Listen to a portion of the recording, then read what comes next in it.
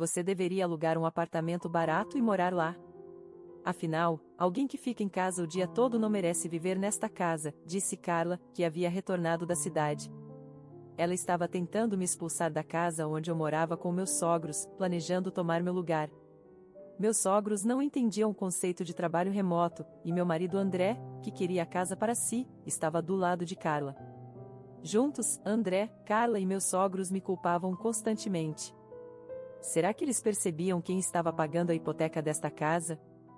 Foi então que me ocorreu: se eu saísse, quem pagaria a prestação mensal de R$ 30.000? Não havia motivo para continuar vivendo com essas pessoas que me faziam sentir tão mal. Se eles queriam que eu saísse, então eu sairia. Já tinha aguentado o suficiente, e minha raiva havia chegado ao limite. Vou transferir a propriedade e a hipoteca para o seu nome, disse ao meu marido. Com isso, me divorciei do meu empolgado marido André e deixei a casa. Mal sabiam eles que em breve enfrentariam uma situação inesperada. Meu nome é Laura. Eu costumava viver com meu marido André, 3 anos mais velho que eu. Nos conhecemos quando eu trabalhava em uma empresa, mas não foi um romance de escritório típico. André trabalhava para a empresa de limpeza que atendia meu escritório. Quando conheci meu marido, eu tinha acabado de perder meus pais em rápida sucessão. Primeiro, meu pai foi diagnosticado com uma doença terminal, com apenas 4 meses de vida. Enquanto cuidava dele, minha mãe também adoeceu. Apesar de sua luta, ambos faleceram, me deixando sozinha. Sem irmãos, de repente me vi completamente só, lutando para aceitar a realidade de que meus pais haviam partido. Após suas mortes, eu frequentemente pensava neles em momentos aleatórios e chorava. No entanto, tentava esconder meus sentimentos daqueles ao meu redor que estavam sendo atenciosos. Me forçava a sorrir o tempo todo no trabalho. A primeira vez que André falou comigo, eu estava tentando não deixar ninguém perceber as lágrimas que se formavam em meus olhos. Fiquei no corredor durante um intervalo, olhando fixamente pela janela, perdida em pensamentos sobre meus pais. Já tinha visto André no trabalho antes e trocávamos acenos, mas nunca tínhamos conversado e eu nem sabia seu nome. André se aproximou enquanto eu olhava pela janela e perguntou: "Você está bem? Parece um pouco triste." Em resposta à gentil pergunta de André, me vi falando sobre meus pais. Talvez fosse mais fácil porque ele era um estranho cujo nome eu nem conhecia. Quando André ouviu sobre o falecimento dos meus pais, ele simpatizou, dizendo que era próximo dos próprios pais e podia entender a solidão. Fiquei grata por André ter ouvido minha história. Depois disso, começamos a ter breves conversas sempre que nos víamos no trabalho, e não demorou muito para começarmos a nos encontrar fora do trabalho. Logo depois, começamos a namorar. André me apresentou aos pais dele. Como ele havia mencionado, parecia ter um bom relacionamento com eles. Seus pais, cientes da minha perda, foram atenciosos e me convidaram para visitá-los quando quisesse. Rapidamente me aproximei dos meus sogros e, sem uma proposta formal, naturalmente acabei me casando com André. Após o casamento, alugamos um apartamento perto dos meus sogros e começamos nossa vida juntos. Eu pedi demissão do meu emprego e mudei para uma empresa que me permitia trabalhar totalmente de casa. Fiz isso considerando a possibilidade de ter filhos com André no futuro. Contei a André sobre minha mudança de carreira, mas parece que ele não entendeu muito bem. Por enquanto, ele só sabe que trabalho em casa usando o meu computador. Como meu salário não mudou depois da troca de emprego, decidi cuidar das despesas da casa. André ganhava menos do que eu, então concordamos que eu pagaria nossas despesas enquanto André economizaria seu salário, exceto pelo que gastava com atividades sociais. André não tinha hobbies caros e, antes de nos casarmos, suas despesas sociais eram principalmente encontros comigo ou saídas com amigos.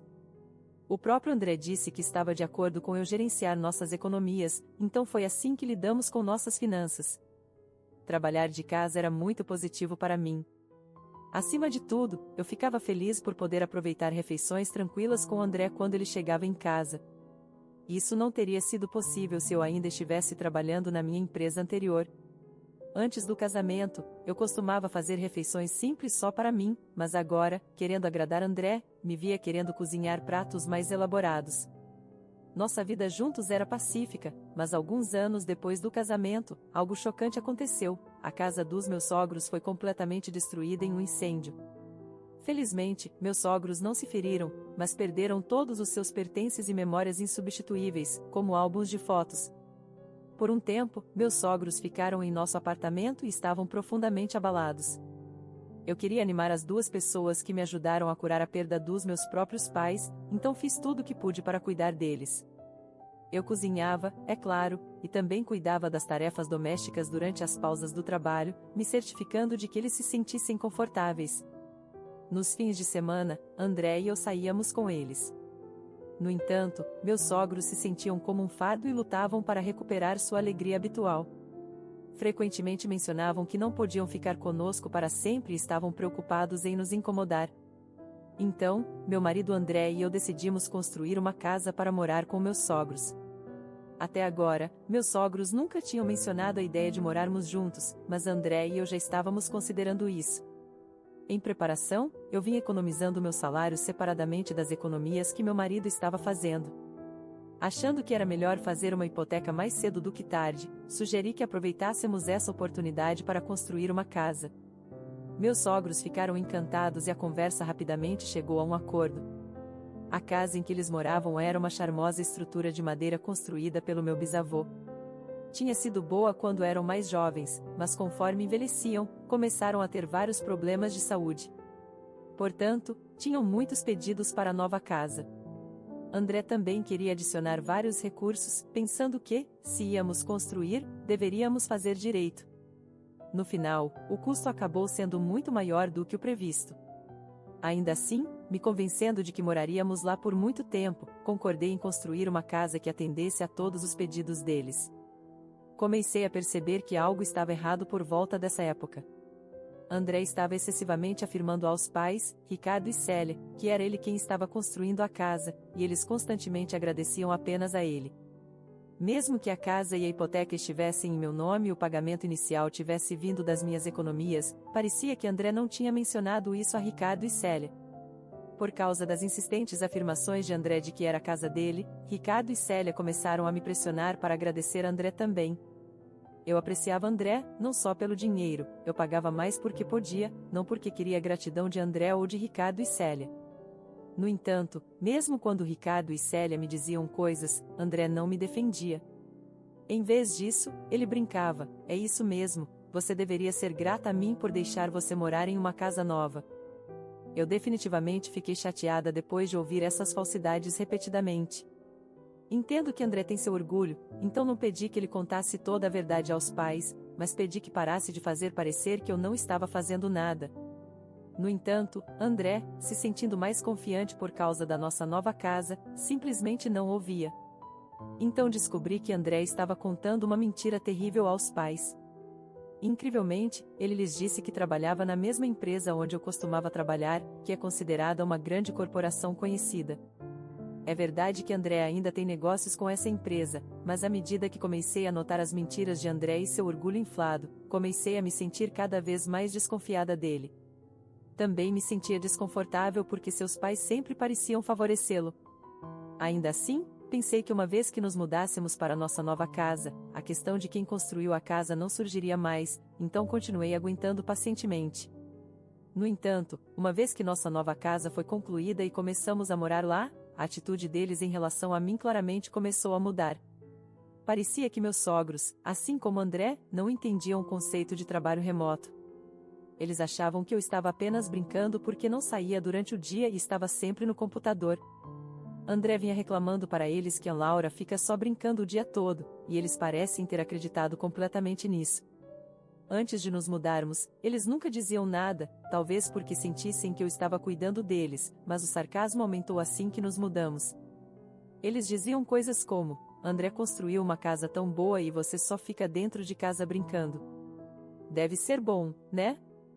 Por que você não trabalha um pouco e ajuda André? Mesmo quando eu estava trabalhando no meu computador, eles vinham ao meu quarto só para fazer esse tipo de comentário. O desconforto me fez sair de casa cada vez mais, trabalhando de um café. Pedi repetidamente a André para esclarecer o mal-entendido dos pais dele. Embora André possa não entender o trabalho que faço, é o meu salário que está sustentando o estilo de vida dele e dos pais. Tudo o que eu precisava era que ele dissesse aos pais isso, mas André só dizia: deixe-eles falarem o que quiserem, ainda sem me ouvir. Como achavam que eu não estava trabalhando, acabei ficando com todas as tarefas domésticas e seus pais começaram a me dar ordens. Eu não aguentava mais e finalmente me impus. André estava lá também, e pensei que ele finalmente ficaria do meu lado vendo como eu estava chateada, mas em vez disso ele gritou: "Não responda." Então ele me entregou um papel de divórcio preenchido, ameaçando o divórcio se eu não obedecesse. Eu nunca tinha visto André tão zangado antes, e seu comportamento me intimidou completamente, me fazendo ceder às exigências dele e dos pais. A partir daquele dia, as atitudes dos pais dele e de André em relação a mim se tornaram completamente frias. A única vez que me sentia vista e podia encontrar algum consolo era quando estava trabalhando no meu computador. Eu me imergia no trabalho para esquecer o tratamento que recebia dos meus sogros e do meu marido. Um dia, minha cunhada Carla, que morava na cidade, veio visitar. Ela estava vindo para ver a nova casa e planejava ficar por um tempo. Meus sogros imediatamente começaram a reclamar de mim para ela. Eles diziam: "Laura está sempre trancada no quarto brincando no computador. Será que ela percebe de quem é a generosidade que permite que ela more em uma casa tão boa? O que diabos ela está fazendo naquele computador o dia todo? Jogando? Ela é algum tipo de nerd? Isso é só estranho. Não entendemos muito disso, mas talvez ela seja uma dessas nerds, você acha? Se ela está sempre no computador, deve ser uma, certo? Ela não tem vergonha de não trabalhar?" Tentando escapar da conversa barulhenta destinada a mim, fui para o meu quarto. Então ouvi algo ainda mais chocante. Eles disseram: "A Laura não era só uma faxineira na empresa do André? É incrível como ela mente sobre trabalhar em casa. Ela não poderia ter as habilidades para isso." Carla estava falando como se meu papel e o de André estivessem completamente invertidos. Como André havia dito aos pais que trabalhava em uma grande corporação, talvez ele também tivesse mentido que eu era faxineira. O verdadeiro mentiroso aqui era André. Eu queria dizer isso a Ricardo e Carla, mas dado tudo o que havia acontecido, duvidava que eles acreditariam em mim. Então simplesmente desisti. Desde que Carla veio visitar, meu lugar na mesa de jantar foi ocupado por ela, e eu nem podia comer ao mesmo tempo que todos os outros. Enquanto eles comiam as refeições que eu preparava durante minhas pausas do trabalho, eu ficava isolada no meu quarto, continuando meu trabalho. Isso continuou por uma semana, e o dia de Carla retornar à cidade chegou. Mas de repente, Carla declarou: "Vou morar nesta casa também." Depois de ficar aqui, achei bem confortável. Acabei de pedir demissão do meu emprego, então decidi voltar para cá. Carla disse que estava trabalhando na indústria da moda, mas se cansou do drama do escritório e decidiu dar um tempo. A casa da família dela estava sendo reconstruída e quando ela voltou e viu nossa nova casa, achou mais luxuosa do que esperava. Sair da cidade para começar um negócio aqui pode ser bom. No meu nível, posso trabalhar de qualquer lugar, ela disse. Meus sogros Ricardo e Célia ficaram entusiasmados com as palavras de Carla, e André parecia bastante satisfeito com os elogios sobre a casa também. No entanto, não havia um quarto designado para Carla nesta casa. Até agora, ela estava ficando no quarto de hóspedes, mas se ela fosse morar aqui permanentemente, outro quarto para Carla seria necessário, e a casa não tinha quartos extras. Carla deve ter percebido isso depois de morar conosco por uma semana. Ela me disse, com um sorriso malicioso: "Eu vou morar aqui, então você deveria sair. Pessoas que só brincam em casa não merecem morar em uma casa como esta. Você deveria encontrar algum apartamento barato em algum lugar e morar lá." "Não, esta casa é minha porque eu", comecei a dizer, mas Célia me interrompeu. "Essa é uma boa ideia. Você não faz nada além de ficar em casa o dia todo", Célia concordou com Carla, não me deixando espaço para argumentar. Tentei desesperadamente explicar meu trabalho, mas Carla, que acabará de dizer que o trabalho poderia ser feito de qualquer lugar, não entendia sobre trabalho remoto. Só porque eu não saía, eles diziam que eu não estava trabalhando. Eles estavam tentando me encurralar com um argumento tão absurdo. Depois de tudo que aconteceu, eu realmente estava começando a ficar com raiva. André não tentava falar a verdade, apenas ficava lá rindo e observando a situação. Até agora, eu ficava quieta considerando a posição de André, mas finalmente disse a Ricardo, Célia e Carla que esta casa foi construída em meu nome. Eu estava pagando toda a hipoteca e todas as despesas de vida. O pagamento inicial veio das minhas economias e André não pagou um único centavo. Vendo-me falar tão diretamente, André ficou claramente em pânico. No entanto, as únicas coisas que saíam de sua boca eram palavras para me repreender e declarações egoístas para esconder a verdade. Ele gritou comigo, me chamando de barulhenta, mandando eu calar a boca e me chamando de mentirosa. André estava obviamente nervoso e era claro que estava escondendo algo. Ainda assim, Ricardo, Célia e Carla continuavam defendendo-o, me chamando de mentirosa. Não importava quantas vezes eu tentasse explicar, eles não acreditavam em mim. Foi então que me ocorreu: se eu saísse, quem pagaria a prestação mensal de R$30 mil? Não havia razão para eu continuar morando com essas pessoas, suportando tal desagrado. Se esta casa supostamente foi construída por André, que trabalha em uma grande corporação, talvez deva realmente ser toda dele. Com esse pensamento, decidi assinar os papéis do divórcio que André tinha me empurrado com a intenção de me ameaçar. Quando me ofereci para mudar o título da casa para o nome de André, ele ficou tão feliz que quase dançou. Ele deve ter pensado que a casa agora se tornaria totalmente dele, em nome e realidade. Ele não está errado, mas André entendeu mal uma coisa. Inicialmente, para mudar a hipoteca para o nome dele, tentamos passar pelo processo juntos, mas André não gostou dos procedimentos complexos e me disse para lidar com isso sozinha. Vá você e ouça toda essa coisa complicada. É só uma mudança de nome, certo? Deixe pronto para minha assinatura, ele disse. Como isso não era possível, levei o relutante André ao banco e a um profissional jurídico para consulta. Durante todo o tempo, André não ouviu as explicações e ficou apenas brincando com seu smartphone. Quando chegou a hora de assinar os documentos, ele finalmente ficou ansioso. Se eu assinar isso, a casa ficará em meu nome, certo? Ele perguntou. Depois que confirmei, ele assinou alegremente os documentos. Uma vez que todos os procedimentos forem concluídos, tanto a casa quanto a hipoteca finalmente serão de André. Expliquei várias vezes, mas me pergunto se André realmente entendeu. Ele estava estaticamente relatando a Ricardo, Carla e Célia, mesmo depois de ouvir isso. Como eles ainda podem acreditar que André trabalha em uma grande corporação e eu estou desempregada? Observei essa cena com um sentimento de espanto. Depois de mudar a casa e a hipoteca para o nome dele, entrei com o pedido de divórcio. Vamos fazer uma viagem para comemorar isso, então é melhor você sair enquanto estivermos fora, André disse. Esperando que os procedimentos fossem finalizados, André levou Ricardo, Carla e Célia em uma ridícula viagem de comemoração do divórcio. Eles aparentemente estavam indo para o exterior e não voltariam por cerca de 15 dias. Durante esse tempo, vendi todos os móveis e eletrodomésticos que eu havia trazido para casa e empacotei meus pertences no carro, pronta para partir. Enquanto lidava com vários procedimentos em paralelo, também estava procurando uma nova casa e me mudei imediatamente após empacotar meus pertences. O lugar que escolhi para meu novo começo é o último andar de um condomínio de luxo. Foi um golpe de sorte que este apartamento, avaliado em cerca de R$40 milhões, estivesse disponível. No entanto, dado o momento, pensei que ele deve ter ficado disponível justamente para mim e decidi comprá-lo corajosamente. Nos últimos anos, morar com Ricardo, Célia e André havia sido estressante, então eu estava animada com minha nova vida pela frente.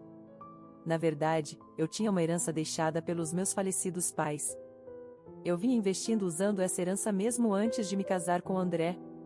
Inicialmente destinado apenas como uma forma de ganhar algum dinheiro extra, esses investimentos acabaram sendo um enorme sucesso e agora meus ativos somam vários milhões de reais. Eu tinha planejado usar esse dinheiro para uma aposentadoria antecipada e tranquila com André no futuro. Eu tinha mantido esse ativo em segredo, pretendendo surpreender André, mas agora estou verdadeiramente feliz por nunca ter mencionado isso. Se eu tivesse contado, Ricardo, Célia e Carla poderiam ter se unido para tomar meus ativos. Morando com aquela família, aprendi dolorosamente o quão descuidados eles são com dinheiro. A casa em que eu morava com André e seus pais era decorada principalmente com base nas preferências deles, então não era do meu gosto.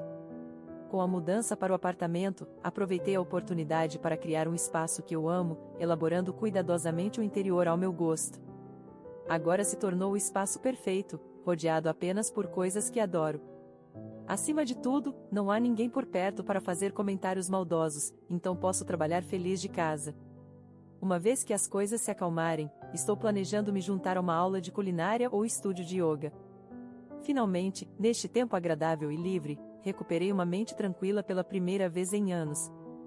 A ligação de André veio na noite em que eles retornaram da viagem ao exterior. Ele deve ter percebido que os móveis e eletrodomésticos tinham sumido ao voltar para casa. Ele exigiu que eu os devolvesse, mas não dei atenção. Tudo foi comprado com meu dinheiro, então é minha escolha fazer o que quiser com isso.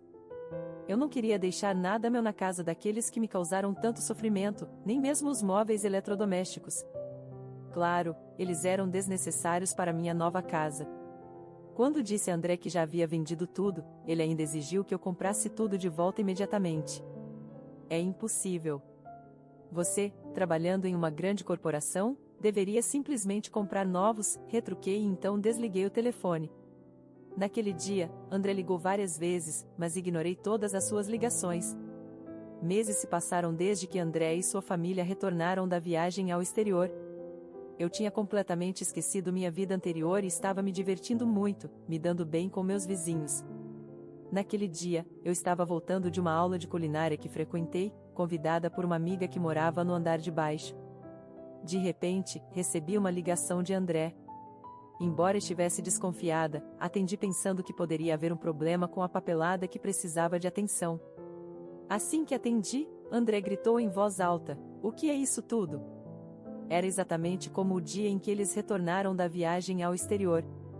Imaginando se havia algo além dos móveis e eletrodomésticos que poderia ter deixado meu ex-marido com raiva, decidi ouvir atentamente. Acontece que ele finalmente notou o valor das prestações do empréstimo quando abriu uma carta que havia chegado à casa. Ele viu que o valor da prestação do empréstimo estava listado como R$ 30.000 por mês, e é por isso que ele ligou em pânico.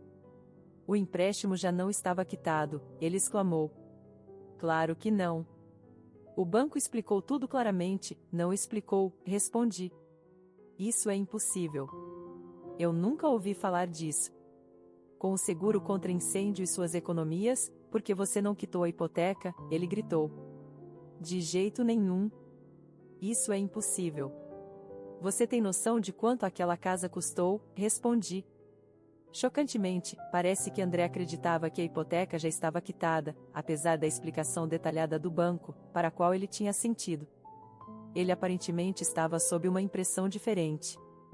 Eu estava sentada bem ao lado dele, assistindo e ouvindo, então me lembro bem. Mesmo se André não estivesse prestando atenção, ele já havia assinado a transferência da hipoteca, então era tarde demais agora. André continuou tentando encontrar uma saída para os pagamentos da hipoteca, mas não havia nada que eu pudesse fazer sobre isso. Eventualmente, ele pareceu perceber que não tinha escolha a não ser pagar o empréstimo e ficou em silêncio, aparentemente frustrado. Pensei que você estaria lutando para encontrar um lugar para morar, André disse, claramente sob a impressão de que eu estava em uma situação desesperadora. A razão pela qual André podia gastar livremente seu salário até agora era porque eu era que cobria nossas despesas de vida. Mesmo após nosso divórcio, não tenho problemas em viver por conta própria. É tarde demais para ele perceber que estava dependendo de mim para tudo. Fiquei imaginando que tipo de vida meu ex-marido pretensioso, André, tinha levado nesses últimos meses com seus pais, Ricardo e Célia. Provavelmente estavam vivendo luxuosamente, fazendo tudo o que Carla sugeria, e então ele percebeu que havia uma hipoteca a ser paga.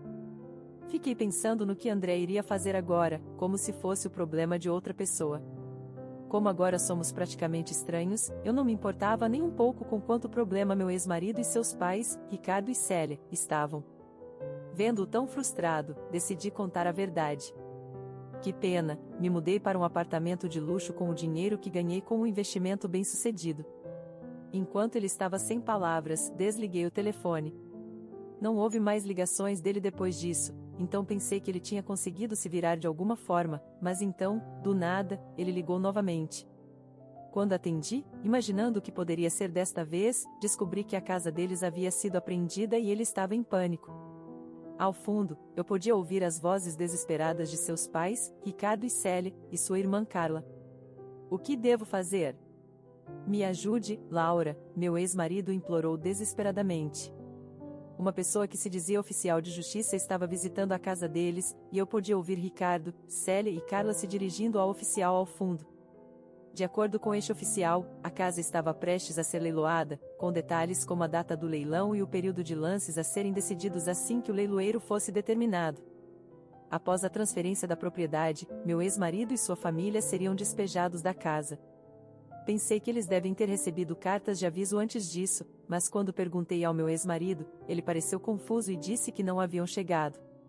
No entanto, isso não podia estar certo, e após questionamento persistente, ele finalmente admitiu em voz baixa: talvez tenham chegado.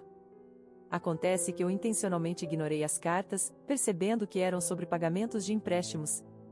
Os envelopes já estavam abertos antes de eu ver.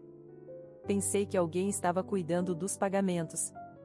Provavelmente Ricardo, Célia e Carla pensaram o mesmo que meu ex-marido. Eventualmente, chegou uma exigência de pagamento integral do empréstimo, e parece que meu ex-marido e sua família estavam cientes disso, mas continuaram ignorando, pensando que outra pessoa pagaria. E assim, a casa foi finalmente apreendida. Você não pode fazer algo agora, como pagar? Você poderia juntar as economias de todos. Deve haver um jeito, ele implorou. Eu não conseguia esconder minha frustração com o tom desesperado do meu ex-marido. Quando sugeri que juntassem suas economias para pagar o empréstimo, tudo o que ele pôde dizer foi: é impossível. Aparentemente, Ricardo e Célia tinham esbanjado suas economias em uma extravagante viagem ao exterior e estavam planejando depender de seu filho, que eles pensavam que trabalhava em uma grande empresa, para seu futuro. Era tudo apenas suposição deles. Carla, sua irmã, que alegou ter pedido demissão para voltar para casa, na verdade foi demitida por desviar fundos da empresa. Ela falava como se tivesse sido muito bem-sucedida na cidade, mas na realidade era apenas uma contadora modestamente paga em uma empresa de médio porte. Ela se viciou em visitar boates e gradualmente desviou dinheiro de sua empresa para gastar nelas. Mesmo tendo voltado para casa dependendo de seus pais, Ricardo e Célia, ela teve a audácia de fazer afirmações grandiosas. Quanto ao meu ex-marido, depois do nosso divórcio, ele fingiu estar trabalhando em uma grande corporação e começou a usar suas economias para cobrir as despesas de vida. Ricardo, Célia e Carla viviam luxuosamente, e o dinheiro que ele havia economizado enquanto éramos casados se foi completamente. Então veio a exigência de pagamento integral do empréstimo. À medida que suas situações financeiras vieram à tona, parecia que o foco mudou do processo judicial para culpar uns aos outros. No meio disso, meu ex-marido começou a se agarrar a mim. Por favor, Laura, você está morando naquele apartamento de luxo agora, certo? Vamos todos morar juntos lá de novo. Eu recusei. Estamos divorciados agora e, pelo que me diz respeito, somos estranhos. Embora eu tivesse sentido um pouco de pena dele antes, eu definitivamente não queria morar com aquelas pessoas de novo. Ouvindo as vozes de meus ex-sogros Ricardo, Célia e Carla ao fundo, me senti mais determinada e firmemente recusei a oferta. Ao ouvir minha recusa, Ricardo, Célia e Carla imediatamente começaram a me insultar. Ouvi vários termos depreciativos como sem coração, golpista e ladra. Talvez por despeito por ser rejeitado, meu ex-marido se juntou a eles em me repreender. O barulho pelo telefone era insuportável.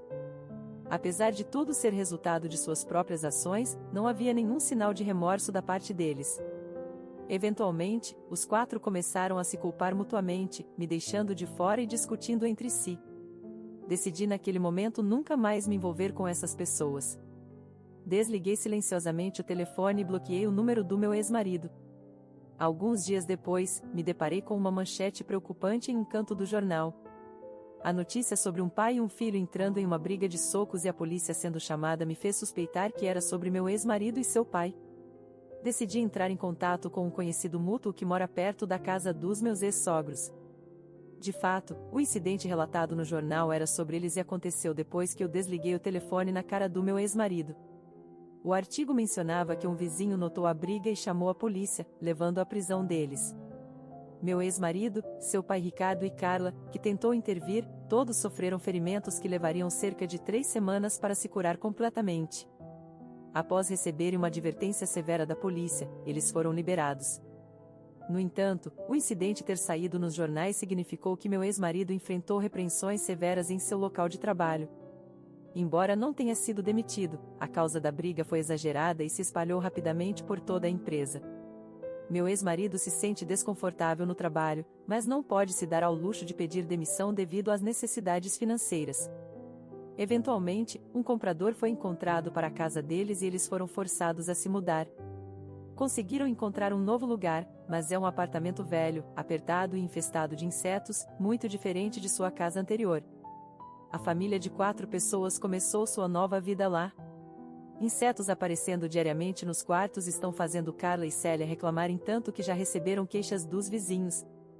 Eles tentaram trabalhar e alugar uma nova casa rapidamente, mas tanto os sogros quanto Carla pareciam se meter em problemas no trabalho e acabavam sendo demitidos.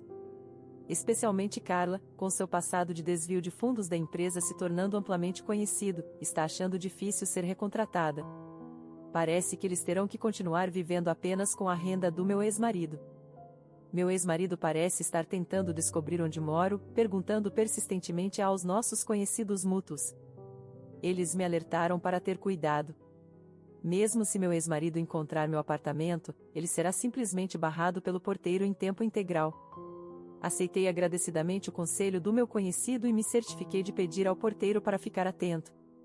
Com isso, o tumulto com meu ex-marido e sua família finalmente chega ao fim. Nem faz um ano desde que deixei aquela casa, mas já parece um evento do passado distante.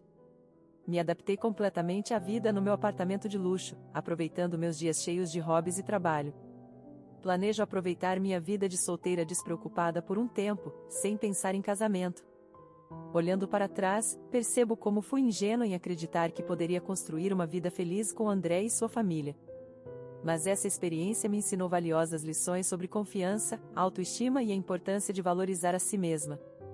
Agora, sentada na varanda do meu apartamento de luxo, observando o pôr do sol sobre a cidade, sinto uma profunda gratidão pela vida que construí para mim mesma. Penso nos meus pais e imagino o quanto eles ficariam orgulhosos de me ver forte e independente.